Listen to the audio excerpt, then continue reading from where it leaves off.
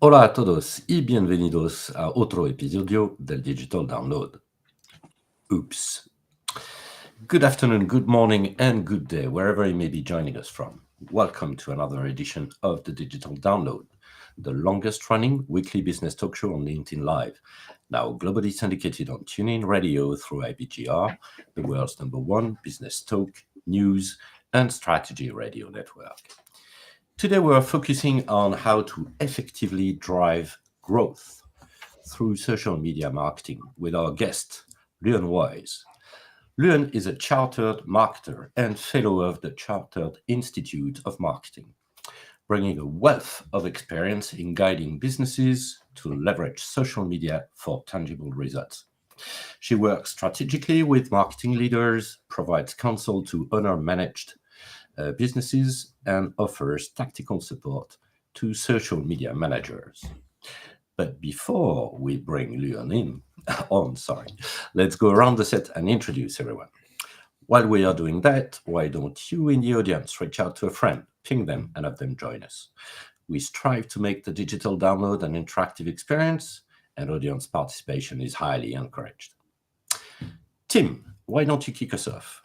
Thank you. Welcome, everybody. Thank you, Bertrand. Really excited about today's discussion.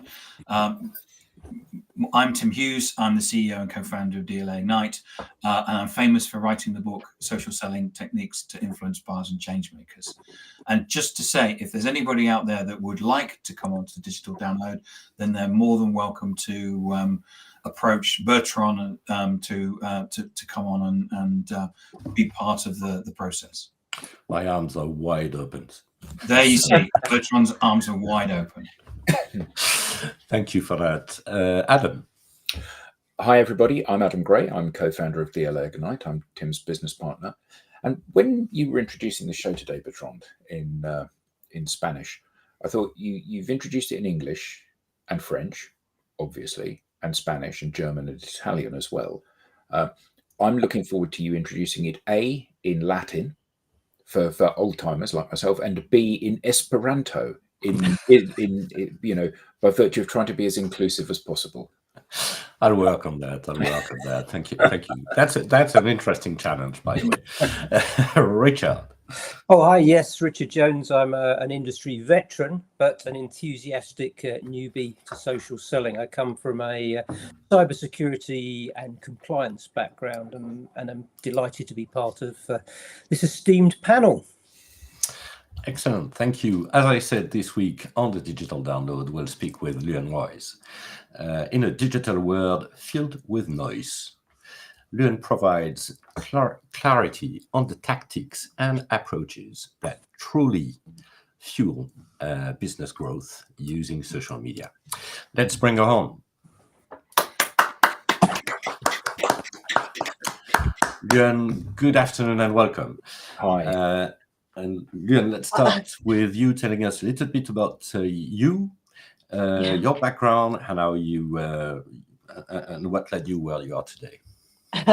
Hi, thank you for having me. It's good to join you. And as I was backstage, I was just laughing at the request for Esperanto because before you all joined us, I was just saying a blue sky update around new languages includes Welsh, Scottish Gaelic and Esperanto. So you were very topical with that. I don't know if you're aware. So I should say keeping up to date with what's happening in the world of social media is something I do daily. It's part of my role as a consultant, as an advisor, as a researcher on this topic. And I spend a lot of time doing that, but I also appreciate that I have the time to do that in my position as kind of, an independent person working in this field. And I've been working in marketing for over 25 years, started off working in advertising agencies, moved client side, running my own consultancy, and now training business for 15 years. And social media has absolutely become my specialism from the work I do, the writing I do, and the research area as well. Excellent. Thank you for that. So let's kick this show off, Luan, with a foundational question. What are the fundamental elements of social media marketing that align with and drive business growth? Okay, there's a few things to unpack, as there always is in questions, and fundamentals is one of the things I really like to focus on. Going back to the basics of marketing. When I first studied marketing and business studies, social media didn't exist. It was marketing in its purest form, and I think those fundamentals are still absolutely relevant today. Whether that's understanding your audience, what are you looking to achieve, all of those kind of basics apply. And then you add the social media channels on top of it. I think when it comes to growth, there's something that's really important to think about, because actually a book, subtle plug here, similar to Tim having his books in the background, my book that was published by Bloomsbury last year is called Smart Social Media Marketing: How to Grow Your Business with Social Media Marketing. And it very much focuses at the beginning on, like, what does growth mean? Because we might immediately think that growth is financial and numbers, and very often it is, but there is other ways to grow, whether that's through people, through additional products and services, personal development growth as well. So I think we take it a step back and say, what is growth and what are we looking to achieve? And then make sure that we have those fundamentals in place about our business, the products and services, the challenges we're solving, and who we're solving it for. Okay. Excellent. So we need to be clear on our growth objectives. That's clear. And then, what are the elements of social marketing that you can then leverage? Yeah. You've got to know where you're starting and where you want to aim to get. Otherwise, you are playing in that noise and you're contributing to that noise. So we're doing this for business. We're not talking today and in this context around our use of TikTok to be entertained in the evening, or Facebook to keep up with friends and family. This is very much like business focused. So we have to be that focused to be able to get the cut through. So how do you feel social media plays? So lots of marketing channels are currently facing diminishing results. We're all recipients of this from a consumer perspective. Whether or not you're riding on the underground surrounded by posters for various things, people trying to sell you things, or sitting in the car behind a bus, or listening to the radio or TV or magazines, or the adverts have become wallpaper. Emails have largely become wallpaper as well. Where once upon a time you would have got 2 or 3 emails a day, now you get 20 or 30 or 200 or 300 emails even a day. And as a result of that, obviously it's very easy to throw the good stuff out alongside the bad stuff, because you're tuning it out.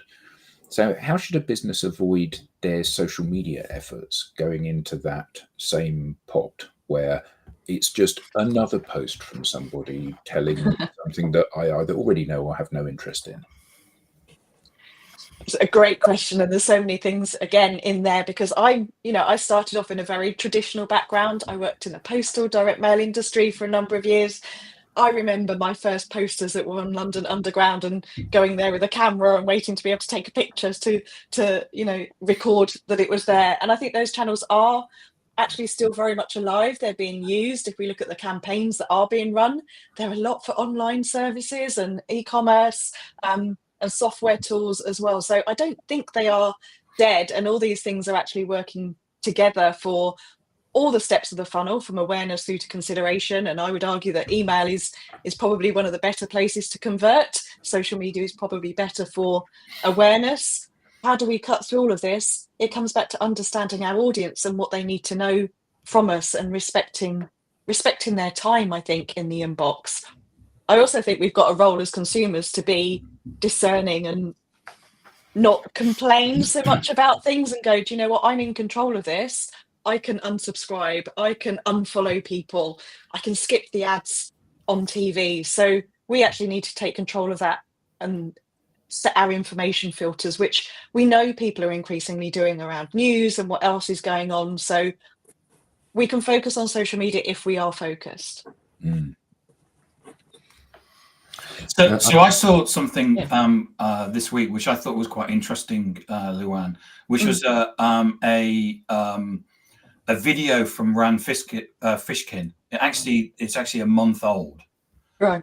But what he does is he compares the way things were measured in 2015 with the way things should be measured in 2025. So in 2015, he talks about how important it was about what you did was you drove people to the website. It was about you did something to do with SEO. People were going to Google. You drove people to the website. You then tried to get them to sign up with a newsletter or something like that. And then you took them through a filter to basically convert them to sales.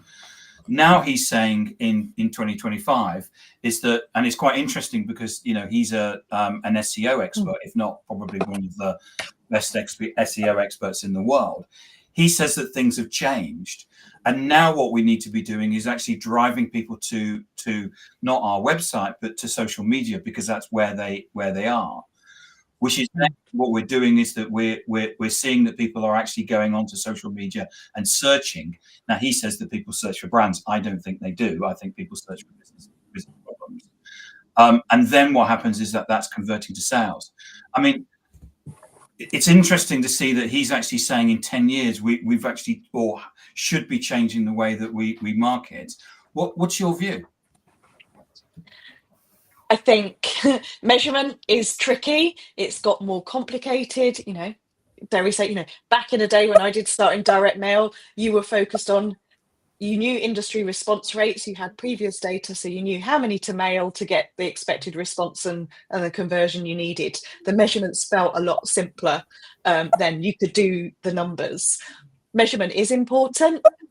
The challenge alongside that is now we've got multi-attribution, multi-channel, and so much more data to sift through to find out what it is that we need to know. And everything is kind of working together. So it's all got a lot more complex and a lot more layered as well.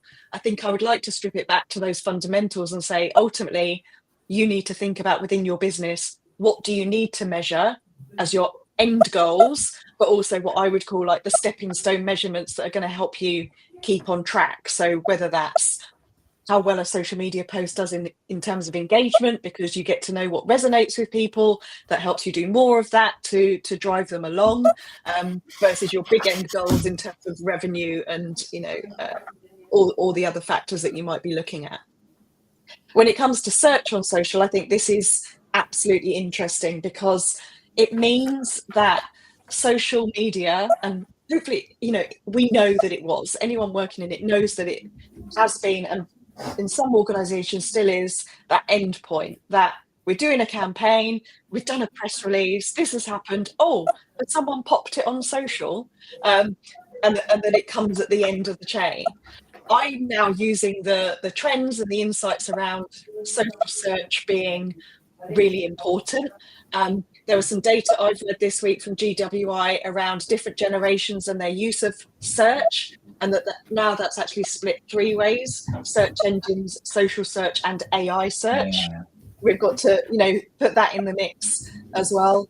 And you're right, I think people are using social media for search. The data says it is. The data says that in the first 30 seconds of opening TikTok, many of its users go straight to the magnifying glass rather than the scroll. So they are searching, whether it's intentionally or just scrolling. So we need to think about social media in that format as well. I still think we've got mixtures of intent in terms of, if we ask our device, I won't say the name because behind me, a question versus asking Google a question versus asking ChatGPT a question. I think it's different on different platforms, but I think social media has very much got a role to play in that world of brand discovery and awareness now, so much more than it's a place to amplify content. Okay, so as a business, what are the pitfalls that I may encounter in not knowing everything you just said, especially search, AI, social search, etc. On top of the classic search. how should I approach this? I mean, what are the mistakes I should not make, basically? Well, I think there is no rule book, but there's always things that everyone can do better to make incremental improvements in what they're doing. And part of that is testing and learning and looking at what's happening. But fundamentally, I think we could group pitfalls into two levels. I think there's a big pitfall at like the tactical level, the people that are doing the day-to-day work and implementing. I think we've also got a level at leadership where perhaps there's not the level of understanding and there's a gap between those two, and we need to educate upwards and bring the understanding together as well. As an example, at the leadership level, there's still conversations going on around how many likes did we get and how many followers have we had. That's not a leadership conversation. And at the same time, those implementing are giving those answers back as well, rather than thinking about what the impact is of something or how that's contributed to the big picture strategic vision and overall goals, and maybe pulled out some really valuable insights from what competitors are doing or customer feedback and insights. So I'd say a biggest pitfall is we're still focusing on the easy stuff that we think it is about, rather than treating it in perhaps a deeper way, which we would have done with other channels. You know, we wouldn't have stood and had these conversations about fax machine campaigns, which I've done in my career, or print, things like that. So big picture pitfalls, but I also think we've got some pitfalls at a tactical level where, Tim, I know that you will be seeing these and scrolling past them all the time, like just the myths and the hack busting, and if you do this at this time and then within 30 seconds you do this and then you do that. No matter what training I do, there is always a question in the Q&A around something really tactical around what's the best time to post, or how many posts do I need to do, or do I need to tag people in because I've heard that. And I think all of that is just distracting from being strategic and focused on those endpoints and those goals. So we need to change our thinking at all levels. Luan, I'm actually standing on one leg because I saw an article that if you do a restream on one leg, then you get better reach. It wouldn't surprise me. It's almost like sometimes I do believe that those that are creating these ideas, whether they're justified or not, are the best marketers because everyone seems to know about them. Yeah, I mean, we have a lot of internal debates about this, and people. In fact, we are as a show, we are friends with somebody that's a clinical psychologist, and she said humans are hardwired to be lazy. So at the end of the day, why would you walk 5 miles to get water rather than 5 yards to get water? So we always take the easiest course, and I think that's often embedded in all of our behaviors, whether or not we are new to something. So, and it'd be really good if you could tell me what's the best time to post. Well, I don't know, because your audience isn't my audience, or whatever the answer is. Through to even people that are really experienced at this, we think, well, if this does go viral, that would be amazing because my phone will start ringing. And actually, no, it won't, because that's not the way the world works. But we still hold on to that delusion to a greater or lesser extent. But back to your point about kind of the conversations that are going on with the leadership team. Part of the challenge is, you're my marketing department, and you say you're going to bring in a 20% uplift in revenue, and I've got a long buy cycle on my product. It might be 2 years of having conversations with people to convert them to a sale. So it's like we're 2 quarters in. How are you getting on? Well, there's no money yet. Well, there was never going to be any money because it's a 2-year buy cycle. So actually, we do need to potentially give the leadership team those signposts. So this campaign worked better because we got 100 likes rather than 5 likes. The likes in themselves, we can't take those to the bank. We can't say to our investors, we got another 100 likes, so can you give us another £1 million, please? But we can say, well, this is what these are indicative of. And I think that often there's been this big disconnect between marketers talk about impressions and impacts and reach and engagement and all of these things. And leadership don't really know what those mean. They don't know which of those are vanity metrics and which of those are kind of indicative of something. So what should marketers, modern marketers, be saying to the board when they're challenged with, you've been here half a year, where's the money? I'd be rich if I could actually give you the answer That's to this one, wouldn't I? that's an easy one. I'll give it a go. I think, Adam, there's something here that goes back to how we report on social media, particularly with B2B and the B2B cycles. Is it any different from having a telemarketing team and saying, our telemarketing team of 5 did X number of calls this month, and therefore it generated this number of appointments, and no one asks what the end conversion or the lifetime value or what the feedback on those calls was. We're still looking at, in terms of sales and marketing reports, when they get aligned, is very short-term monthly reportings about outputs. And I think until that fundamentally changes, we're going to be doing the same thing with social media and AI tools, no doubt. And the next thing coming along is that our reporting is very short-term, because that's how businesses run, and that's how some members of the leadership team need to think.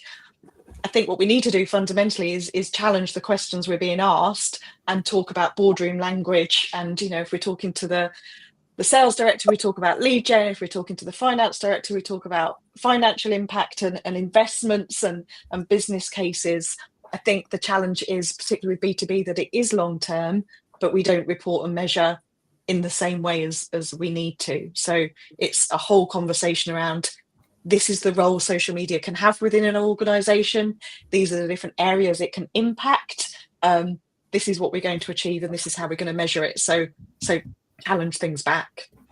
Yeah, I mean, I do agree, and you know, we are great ones for challenging things. Yes. I think, as you know, I think though that part of the challenge is that back to that kind of humans are hardwired to be lazy thing. You know, invariably, pretty much every individual that we talk to within every single organization wants the easy button. They want a quick fix for something which doesn't require them to work any harder or any differently. Yeah. Because that's a very attractive thing. You know, we all bump into people that say, you know, here are the 10 things that you need to do to be successful on social media or email marketing or advertising, whatever it is. And people lap that up because actually you spent 25 years working in this particular region. And now I've got this book which gives anybody that experience bottled, and you know, it's 5 minutes to implement it. So the challenge and perhaps the economic, the financial challenge for people selling into organizations is that there'll always be somebody that will tell the buyer what they want to hear. So you're sitting down in front of the buyer in the marketing function, but it's equally true of every function in an organization. You sit down in front of the buyer in the marketing function and you say, actually, to make this change, to make this business sustainable, to make it effective, this is a 2-year program of doing things differently, and this is what will happen at the end of it. And then the next person comes through the door, you know, next one through the door is Tim, and he says, well, I can tell you 3 things you need to do of how you can game the algorithm, go viral, and then the phone will start ringing. And the person goes, well, actually, I like that answer. Now, in everybody's heart, they know that answer isn't the true answer.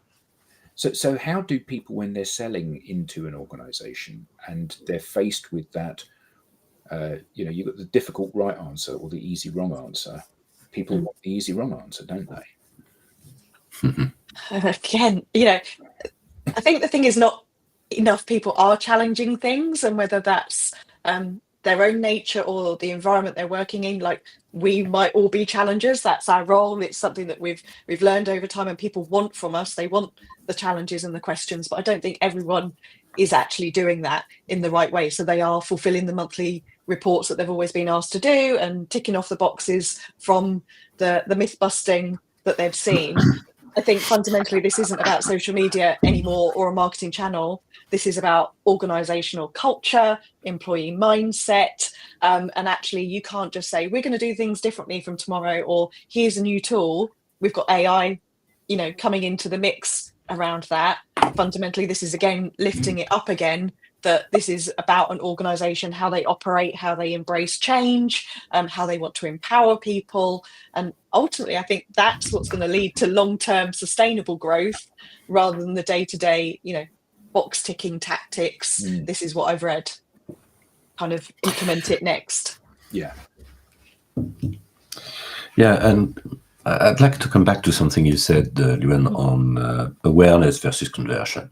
And because I think to some degree in B2B, we're very much faced with this assumption that my social presence is very much brand awareness. And the relationship to it actually influences my funnel is very weak.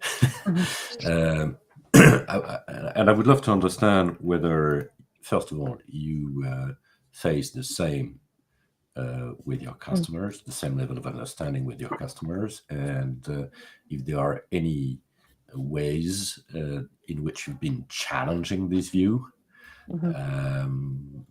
just to make, to maybe change the assumptions and as you said, change the mindset around this. Yeah. I think one of the challenges, and maybe go back to the word pitfalls around social media, is that I think many people think that they can achieve everything with one social media post, that they can create awareness about something and introduce their products and services, get people to buy into that, and then sign up and hit the buy button all in one post. And we can't do that. There's no quick wins to this. So we have to be thinking in our content planning, like, who are we trying to communicate with? What do they need to know? What stage of the journey are they at with us? Is this about awareness? The first time they've discovered us because it's come through search? Or is this someone that's been following us for many years and we're now trying to get them to do something different? And I think then it's about what do you mean by conversion? So conversion could be a download from your website so that you're capturing the data, and then you can go into the email marketing nurture funnel, one-to-one conversations. Is it sign up to an event and a webinar? And I would say in that case, social media does work really well if you put the link to the event, get the sign up, post it live on LinkedIn, and follow it up afterwards. That's a different kind of conversion to ultimately getting a sale at some point. I would also say, and it's relevant to this conversation, it's also about building those relationships until the point where you are looking to extend them. You connect with someone, you stay in front of them with your content, and at some point there is an ask, whether that's, can I meet you for a cup of coffee? Can I interview you for this? Could you refer me for something? Can I pop you down for a testimonial? It's going through that journey, the know, like, and trust, but thinking that a conversion doesn't always need to be the ultimate sale. It's, again, that stepping stone towards a deeper level of engagement, and absolutely what Tim's book is about, social selling. So it's basically measuring how you're progressing your as you said, and I like that, the level of relationship with your target, basically. And then I think it's about adding that impact, isn't it? Like, if I'm doing something, I'll think, how has this impacted me? It's like, I'm going to meet some great people in the next few weeks because I've met them on social media and followed up and built that relationship to the point where there's an ask, and where there's, potentially like a speaking opportunity at a global event.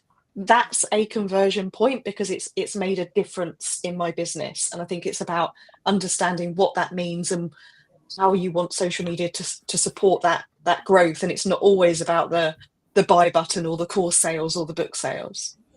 Mm-hmm. I mean, one of the things that I find really interesting about, and I was going to say corporates, but actually it's not corporates, it's individuals as well. They have, particularly on LinkedIn, they have a strong sense of what they should be posting, and they stray from what they should be posting, and they see miraculous results, and that doesn't drive a change in behavior. And the vast majority of I would imagine everybody's newsfeed, unless they curate it very carefully, the vast majority of it is people sharing dull corporate posts about product enhancements or the fact that they're appearing at events. And the only people that are engaging with that content are people that are on the payroll of the company that the content is talking about. And I have this sinking feeling that that's reported back to the leadership team as a success. I work for a big corporate. We've got 100,000 staff. I did this post about this event we're appearing at, and I got 20,000 likes on it. Now, all of the 20,000 likes are on the payroll, and therefore none of them are actually going to buy the product. But it doesn't matter because 20,000 people have liked it. So for somebody that's in marketing, that's starting to do some stuff in social, and they're experimenting with different posts. We've got a picture of here's an event, and here's a picture of me at the event, and one of them obviously outperforms the other significantly, even if it's a photo of me. And how do they PR that to their team, the boss, in order that can become the normal mode of operation? Yeah, again, I think this comes back to reporting and to take it out of social. Is this any different from going to networking events and someone reporting back that they've been to 3 breakfast events this week and they've handed out X number of business cards and added 4 new people to the CRM?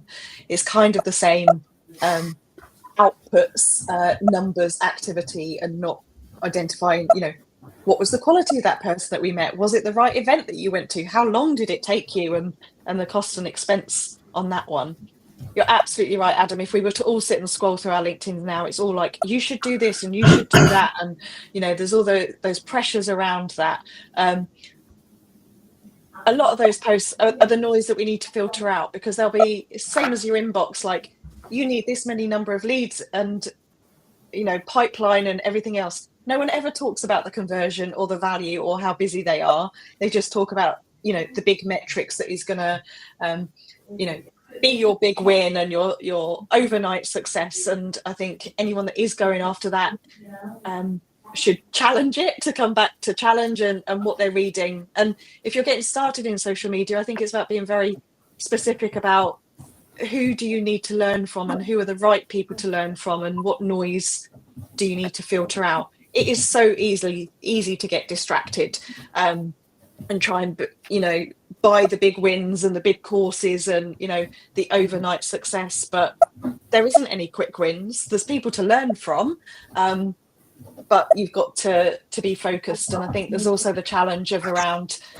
you're right, the content that is being put out there, it's becoming an echo chamber. People are copying other people because they see the big numbers on it or the posts. And actually, when you dive into the comments, they're not valuable comments. They're like, hey, bestie, and you're amazing, and that's hot. And it's like, I'd rather have no comments than like comments that don't add any value to me or my audience or my network and are never going to convert into anything. So I think it's about focusing on quality, what we're trying to achieve.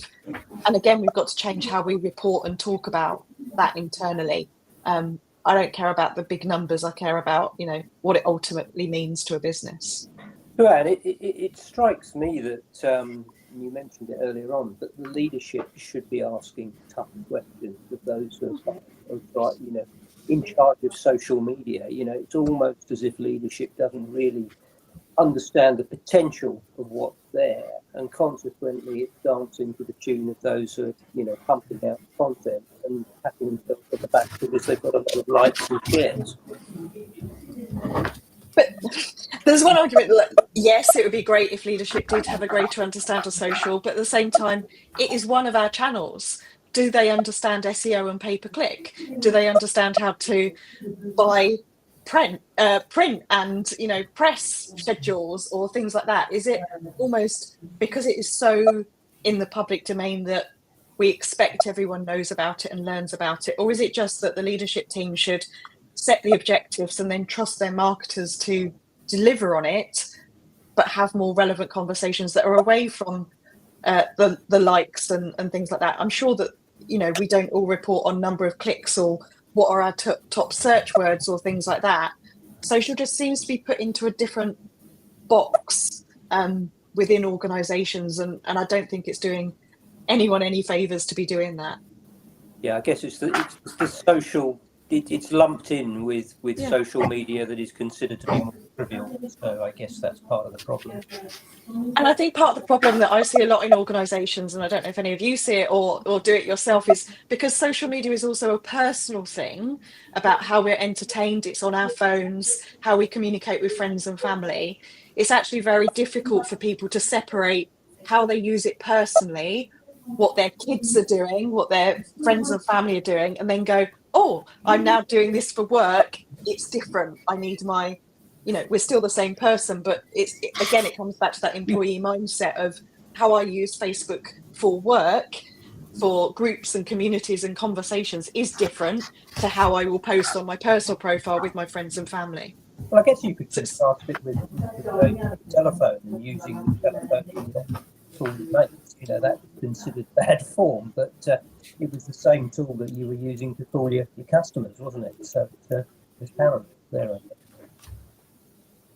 yeah, but I don't know. Not everyone uses a telephone anymore, and we schedule Well, calls that's in true. different ways, don't we? So I think part of this is, we can connect use of social media and how that's changed to the smartphone and the fact that we've got the devices in our pocket constantly. And I think we use them less and less for phone calls, but it was about phone calls are much more one-to-one conversations. You knew who you were talking to, whereas social media, I think, perhaps doesn't feel so one-to-one when you're putting content out there. So this is a bit of an existential question. So we believe the only thing that matters is social media. We believe. Sorry. We believe the only thing that matters is social media. We believe that all other comms channels are of their legacy channels that don't really deliver. They certainly don't deliver with the same mechanism that they used to years ago. And the fundamental challenge that certainly I see when I look out into the business world is that everything is homogenized. So there are 100 CRM vendors. There are 500 car manufacturers. All of them make a product which is perfectly fit for purpose. I think back in the end of the last millennium, JD Power did a survey and they concluded that there's no such thing as a bad car anymore. So whether you're buying a Skoda or a Rolls Royce, not that those are opposite ends of the spectrum necessarily, but it doesn't matter what you buy, the expectation is that it will always start, it will do 35 miles per gallon, it will be comfortable and quiet, it will have all the tech in that, they're all the same thing basically. And yet every one of these organizations, whether it's a CRM vendor or a car company or a facilities management company, they'll claim that their product is best. And consequently, the words don't mean anything anymore. There's no trust between you and the company. It may be between you and the brand. You might choose Apple as opposed to Samsung, but there's no trust between you and the company. But there is trust between you and people.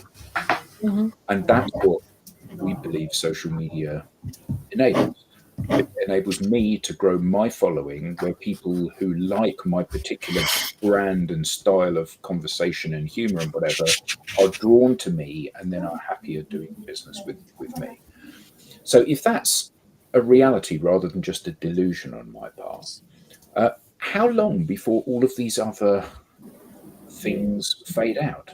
We used to have people, snake oil salesmen, literally people selling stuff from the back of the trucks, driving around the rural areas saying, this will cure, you drink this and it cures your bad stomach, you rub it on and it cures your rash. That was the way things used to be done. How long before pick whatever broadcast channel you like is consigned to that bin? Or is there a future for those things? Is there a future for TV advertising and radio and print and all of these other things? I think there's some marketing channels that will disappear at some point. For example, as I've said, back in my agency days, I did many fax machine campaigns to corporates to sell health club memberships at the time, literally spent hours on a fax machine and doing campaigns. Obviously, they're not a channel anymore, so things will change. But I think things need to become more personalized. And you're saying, a car does the same job for everyone, but that's not true, because for some people, a car is, is a hobby, is a toy, is what people might, go traveling in weekends. For some, it's a workhorse. For some, it's a family taxi. So, and that influences our choice. So I think it's hard to put everything into a box and say that cars are the same, and what you might choose as a car will be very different to me. My husband would spend hours researching a car and all the technicals. I would walk into a showroom, and I have done it, and go, that looks nice, I'd like that one, please. So, buying decisions, but I did do that. Buying decisions, buying journeys are all completely different, and people have different purposes for them. And even if some organizations are focused on buying into individuals, there are still some organizations where we don't know the individuals, but we still love the brand. Apple, for example, MailChimp email marketing software. I don't know any individuals at those, but I still would use the brand and follow the brand and engage with the brand. So maybe there's actually something coming up in the future of how do we intersect companies, brands, and individuals, so that, there's risks, pros and cons for both. Yes, there has been a shift, but maybe that's the bigger challenge of who do we engage with, who do we buy from, and for what purposes, rather than, I don't think we can go mass market again and just have one car that fits everyone. Yes. I mean, I think that all of these questions are really important questions to challenge ourselves with, because I think that, certainly when we look at the sales functions within organizations, we see a lot of, even if it's not articulated in quite this way, a lot of the kind of, well, that's just how it is kind of attitude. And it strikes us that that's the mindset that people have just before their entire world gets disrupted by somebody that comes in saying, well, I haven't got any of that legacy stuff, I'm going to do stuff differently in a more efficient way. And I think that challenging these things, just because it's always, there's always been TV, doesn't mean that there will always be TV, or that TV advertising is relevant. Maybe it is, maybe it isn't, but you need to be asking the question to determine whether or not this thing still has some sort of relevance to you and the business and the world. I think it's important to question, like, why you're doing things and should you continue doing them. And if I can say that there's anything that Elon Musk has done for the world of social media, is he has actually challenged people to say, is Twitter, X, still the right platform to be on? Or our audience there, do the values align with what we want to do? Does it have all the features and benefits that I need it to? And stop doing what we've always done, because that's how we've always done it. And I think there's been a real danger in the past of going, we can't go to that we have to keep going to this trade show because we've done it for 20 years, and what will everyone think if we're not there? Strategy is choosing what not to do as well as choosing what to do.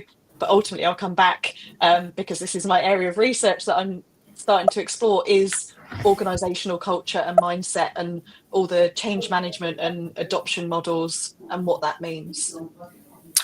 And on that, you had something to say, Adam. No, I was just going to say that one of the things that we see when we work with teams and we train them, what we see is one of the biggest barometers for whether or not the program is going to be successful is whether the leader buys into the program, and more importantly, does what we say they need to do. Because it's kind of like, if you smoke and you say to your children, don't smoke, they will smoke because they model your behavior, not what you say. And we see exactly the same thing in sales teams, sales leaders that say, yeah, I buy this, I'm going to do this, I'm going to invest my time and effort in making this a success for me. It not only shows the way, but it also gives permission for other people to do it. So organizational change is the biggest driver, and also the most difficult thing to change, isn't it? It's not a quick win, is it? And it's one of the first questions I'll ask with clients when I'm starting to explore a project of who's sponsoring this, what's their attitude and their understanding of this within the organization. And if they don't show up to the first meeting, they don't want to see the presentation, it's never going to get pushed through or get buy-in or get results. And you can't expect people on the metaphorical, shop floor to implement this stuff if it hasn't got drive and direction from the top. Absolutely. A comment from the audience, and then I'll raise my question, which coming from Ben Smith. Trust is the core funnel of the network. Tribe. Trust is earned by contributing in a genuine way to the network. Certain nodes in the network act as gatekeepers.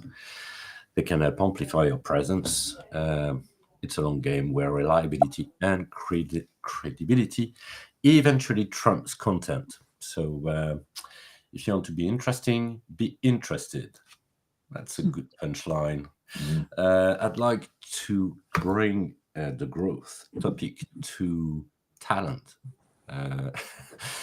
Because we talked a lot about growth, and growth oftentimes goes with hiring or attracting at least the right talents.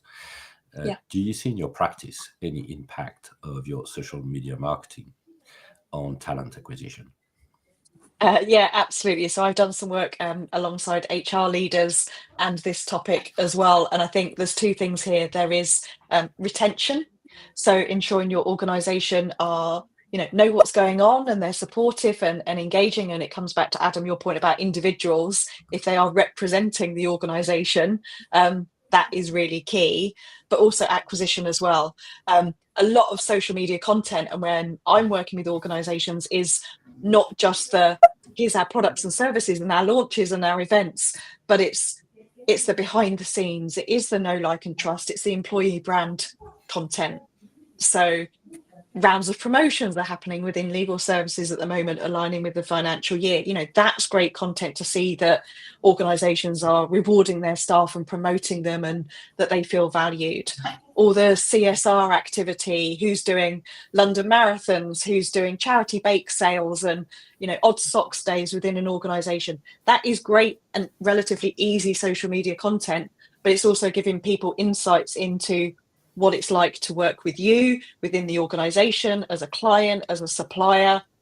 So all of those are really important. Engagement, content, trust signals, and actually that, what I would call that stepping stone content. People will engage with that because it's easy for them. Some content on social media that we might be being asked to be put out at a corporate level is really heavy stuff and requires opinions and insights, and while it gets the lurkers and the offline conversations, it won't get so much visible engagement online because either people aren't comfortable sharing, there's a bit of fear around it, they don't want to get out of their depth, they don't feel that they should be engaging with that content because of how their organization perhaps is structured to be seen to do with that. So absolutely, the employer brand acquisition, retention, that is a really valuable way of using social media. And if I go really tactical, that's a really great way for some organizations to be thinking about using TikTok to attract younger generations, whether it's your trainees or your graduates. Office humor, office life, who works there, what it's like behind the scenes. I would say that's a really key opportunity for social media, away from perhaps the broadcast, the corporate selling stuff that we might think it's about. It's interesting that in the work that I do with LinkedIn, that's actually what you've just described for TikTok. Actually, LinkedIn, one part of that. Yeah. And their recommendations are for, they work with, there's a LinkedIn team that actually works with senior leaders about putting out company reports, but there also is a team that works there in terms of helping, how can we get the intern to show people what it's like to work there every day. And there's some famous one that's gone viral on LinkedIn rather than on TikTok. Since we are on that topic, are there any innovative strategies that come to your mind, or that you see, trends that you see emerging and that businesses should be watching carefully? Trends, well, there's two ways of looking at this. Trends, yes, what we're seeing is user behaviors are shifting, social search, AI search, but much more about private sharing. Instagram talks a lot about sends and shares with friends versus public commenting. So I probably see more activity go on in closed communities and WhatsApp groups rather than in the public domain, which could come back to, you know, the way people think that they should be using LinkedIn. But in terms of features, something that I'm watching and quite a fan of is LinkedIn's new features around newsletters, being able to promote newsletters as an ad, but also their thought leadership ad content, which comes back to Adam, that connection between brand and individuals, that a company page can promote an individual's piece of content, whether that's an employee, whether it's an influencer or an event speaker. But again, being able to kind of tie those two things together. So for me, the LinkedIn ads not just being about ads to try a piece of software or promote an event, but being about the thought leadership content and newsletter, longer form content as well. And in terms of trends, we can't escape that everything's pushing us towards video, even LinkedIn. Yeah. Sure. Okay. It's interesting. The LinkedIn video thing is interesting because they always say that you need to be doing it, but they don't tell you how many people are consuming it. Well, I think that the challenge with LinkedIn, you know, when it first came out on the mobile app, was you couldn't search. So you couldn't just see the content from people you were connected to or search in any way. It was it's just a scroll, isn't it? And yeah, it's not quite there in terms of functionality. I was on a call with LinkedIn, and there was a discussion, and the people had the discussion were my age, right. Generation, and we all said, "Oh, we don't watch video on LinkedIn." And it was just it was just really interesting where we had the LinkedIn going, "You need to do this," and LinkedIn posts are up 30%, and we're going, "We don't watch it. Yeah. Who watches it?" But they were of my generation. I think the one thing I like about some LinkedIn video content is those people that do it often and you're almost looking out for it. So you know that a certain person does a LinkedIn video update every Tuesday morning, and I'm waiting for it because I've engaged with it a few times. So it's that kind of serial content, back to the days of TV, versus kind of, oh, there's a video, I've never seen this person before, I don't know who they are, what's going on. It's part of that engagement. Because you know, like, and trust them, you have a different relationship with that content, don't you? Because as you said, you're looking out for it. Yeah. So it's part of the content program rather than being something in isolation, I think. And also you've got to be really comfortable to do it and spend time doing it. I don't know, some people take longer than others, but it would take me a lot more time to create a video to add to LinkedIn than it would for me to type out an update. I think with video, it's yes, you've got to be comfortable, and the only way that you can get comfortable is practice. Keep doing it, and just keep doing it. And but isn't there's always a fear of us being judged, isn't it? You know, I'm now used to you know, I know that when I put out a post, someone will contact me and tell me there's a typo in it. Yeah. And I just live with it, and it's, I am, typo is my middle name, and that's the way it is. Yeah. Everyone's experience on this is different.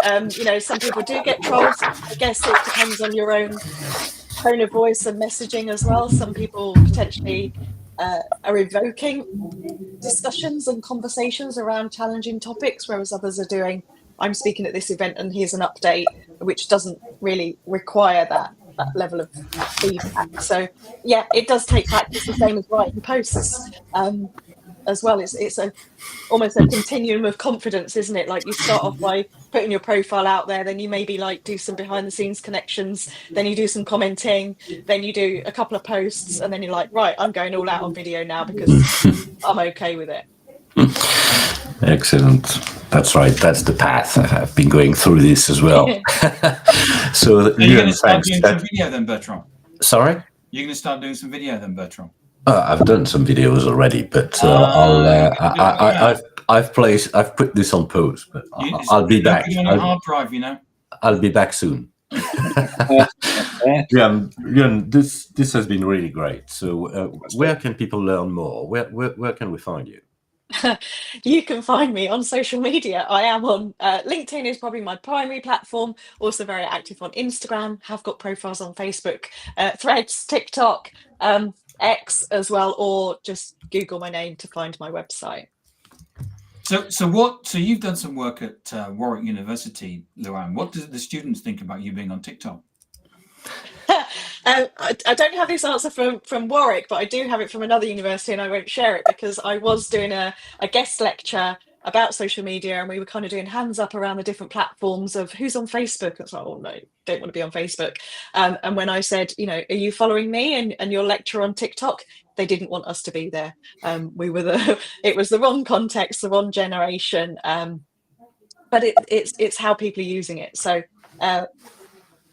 for students studying this, there is again that challenge of you are not your audience. You need to go and be in the places that your audiences are going to be and understand all the different channels as well. But if they're using it for themselves, they don't want their guest lecturers and authors showing up in their feeds when they're trying to shop and travel and things like that.